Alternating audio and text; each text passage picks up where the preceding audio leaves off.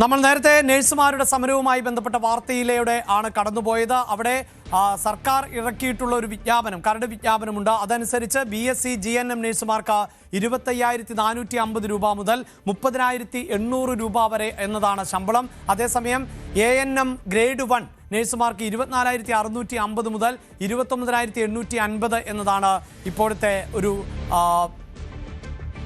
ശമ്പളമായി നിശ്ചയിച്ചിട്ടുള്ളത്. Nursing സൂപ്രണ്ടുമാർ, nursing manager തുടങ്ങിയ ഉയർന്ന തസ്തികയിൽ ഉള്ളവർക്ക് 27,330 മുതൽ 33,080 എന്ന നിലയിലേക്ക് എത്തുന്ന സാഹചര്യം ഉണ്ട്. അതോടൊപ്പം തന്നെയാണ് ജനറൽ മാനേജർ അല്ലെങ്കിൽ അഡ്മിനിസ്ട്രേറ്റീവ് ഓഫീസർ, ആ കാറ്റഗറിയിൽ വരുന്നവർക്ക് 27,890 മുതൽ 33,740 വരെ. ഇതാണ് സർക്കാർ ഇറക്കിയിട്ടുള്ള കരട് വിജ്ഞാപനത്തിലെ ശമ്പളത്തിന്റെ ഘടന എന്നത്. പക്ഷേ ഇത് അംഗീകരിക്കാൻ നഴ്സസ് അസോസിയേഷൻ ഒരുക്കമല്ല എന്നതാണ് മനസ്സിലാക്കാൻ സാധിക്കുന്നത്.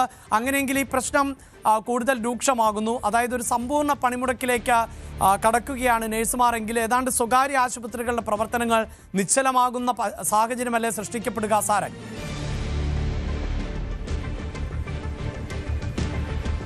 അഭിലാഷ്, തീർച്ചയായും. കാരണം സ്വകാര്യ ആശുപത്രികളാണ് സാധാരണ രീതിയിൽ പെട്ടെന്നൊരു എമർജൻസി ഉണ്ടാകുമ്പോഴടക്കം സാധാരണക്കാരായിക്കോട്ടെ ആരാണെങ്കിലും പെട്ടെന്ന് എത്തിപ്പെടാൻ എളുപ്പവും അത്യാധുനിക ചികിത്സ ലഭിക്കുന്നതടക്കം സ്വകാര്യ ആശുപത്രികളിലാണ്. പിന്നീടാണ് അതിന്റെ തുടർവശങ്ങളടക്കം നമ്മൾ ചിന്തിക്കാറുള്ളൂ. അതുകൊണ്ട് തന്നെ ഈ ഒരു എമർജൻസി വിഭാഗത്തിൽ അടക്കം ഇപ്പോൾ നഴ്സുമാരുടെ സമരം കാര്യമായ രീതിയിൽ ബാധിക്കും. കാരണം ഇന്നു മുതൽ അനിശ്ചിതകാലത്തേക്ക് സമ്പൂർണ്ണമായ പണിമുടക്കിലേക്ക് കടക്കുമെന്നാണ് UNA അറിയിച്ചിരിക്കുന്നത്. മാത്രമല്ല കഴിഞ്ഞ കുറച്ച് ദിവസമായി ഈ ഒരു ചർച്ച വലിയ രീതിയിൽ പുരോഗമനം ഇല്ലാത്തതുകൊണ്ട് തന്നെ രോഗികളെ അവിടെ നിന്നും മാറ്റാനുള്ള സാഹചര്യങ്ങൾ ഒരുക്കി നൽകിയിരുന്നു നഴ്സുമാർ ഡ്യൂട്ടിക്കടക്കം കയറിയിട്ട്.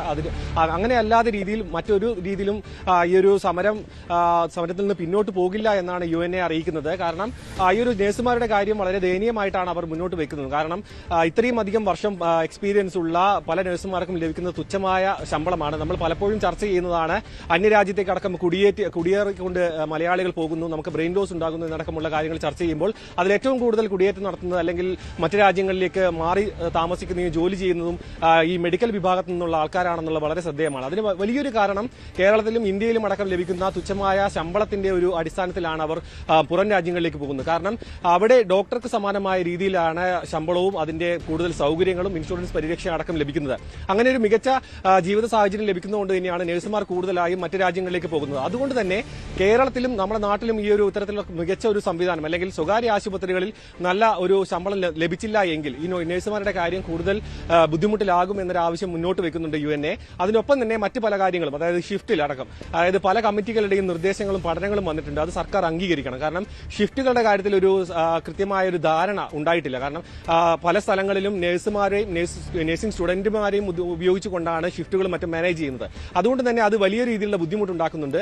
അതിനൊപ്പം തന്നെ ഈ UGC സ്കെയില് നഴ്സിംഗ് ടീച്ചർമാർക്ക്, അതായത് ലെക്ചർമാർക്ക് അടക്കം UGC സ്കെയില് അനുവദിക്കണം. ഒപ്പം അങ്ങനെ പല ആവശ്യങ്ങൾ, അതായത് ലേബർ കോഡ് അടക്കം അംഗീകരിക്കണം എന്നുള്ള പല ആവശ്യങ്ങൾ. ശമ്പള പരിഷ്കരണം മാത്രമല്ല, ഈ ഒരു മേഖലയിൽ ജോലി ചെയ്യുന്ന പലരുടെയും ജീവിത സാഹചര്യവും ജോലി സാഹചര്യവും മെച്ചപ്പെടുത്താൻ വേണ്ടിയുള്ള ഒരു സമരമായിട്ടാണ് UNA ഇത് മുന്നോട്ട് വെക്കുന്നത്. നഴ്സുമാരുടെ കാര്യത്തിൽ മാത്രമല്ല, സ്വാഭാവികമായിട്ടും നഴ്സുമാരുടെ ശമ്പള വർധന വരുമ്പോൾ അതുമായി അനുബന്ധപ്പെട്ട് കിടക്കുന്ന മറ്റ് പാരാമെഡിക്കൽ മേഖലയിലുള്ള ജോലി ചെയ്യുന്ന ജീവനക്കാരുടെയും ശമ്പള വർധന സ്വാഭാവികമായി വരും. അങ്ങനെ മൊത്തത്തിലുള്ള ഒരു ഉടച്ചുവാർക്കലിന് വേണ്ടിയാണ് ഇപ്പോൾ UNA സമരം പ്രഖ്യാപിച്ചിരിക്കുന്നത്. നേരത്തെ ഞാൻ സൂചിപ്പിച്ചതുപോലെ തന്നെ ഇതിനു മുൻപ് UNAയുടെ രൂപീകരണവുമായി ബന്ധപ്പെട്ട് നടത്തിയ സമരമാണ് ഇപ്പോഴുള്ള മെച്ചപ്പെട്ട രീതിയിലേക്ക് അടക്കം ശമ്പളം വർധനവിന്റെ ഒരു കാരണമായി മാറിയത്. അതിന്റെ ഭാഗമായി തന്നെ അതിനൊരു തുടർച്ചയായിട്ടാണ് ഇപ്പോൾ സമരം മുന്നോട്ട് വെക്കുന്നത്. ഇന്ന് തൃശൂരിൽ നിന്നും തിരുവനന്തപുരത്തേക്ക് തലസ്ഥാനത്തേക്ക് കാൽനട യാത്രയായി സമരം ചെയ്തുകൊണ്ട് നഴ്സുമാർ സമരം ആരംഭിച്ചു കഴിഞ്ഞു. അതിനൊപ്പം തന്നെ ഈ സ്വകാര്യ ആശുപത്രികളുടെ മുൻവശങ്ങളിലെല്ലാം പന്തലി കെട്ടിക്കൊണ്ട് അനിശ്ചിതകാല പണിമുടക്കും ധർണയും നടത്തിക്കൊണ്ടിരിക്കുന്നതാണ് നമുക്ക് മനസ്സിലാക്കാൻ കഴിയുന്നത്. ഒപ്പം കഴിഞ്ഞ ദിവസം ചില മാനേജ്മെന്റുകൾ അടക്കം, അതായത് തൃശൂർ ദയാ ഹോസ്പിറ്റൽ, സൺ ഹോസ്പിറ്റൽ അടക്കമുള്ള ചില ആശുപത്രികൾ ഈ ഒരു 40,000 രൂപ അടിസ്ഥാന ശമ്പളമാക്കുക എന്ന കാര്യത്തിൽ ധാരണയിലെത്തിയിരുന്നു. അതുമായി ബന്ധപ്പെട്ട് അവർ അംഗീകരിക്കുകയും ചെയ്തു. അതുകൊണ്ട് തന്നെ ആ ആശുപത്രികൾ ഒഴികെയുള്ള ആശുപത്രികളിലാണ് ഇപ്പോൾ 490ഓളം വരുന്ന ആശുപത്രികളിലാണ് ഇപ്പോൾ സ്വകാര്യ നഴ്സുമാർ സമരം ചെയ്ത് മുന്നോട്ട് പോകുന്നത്.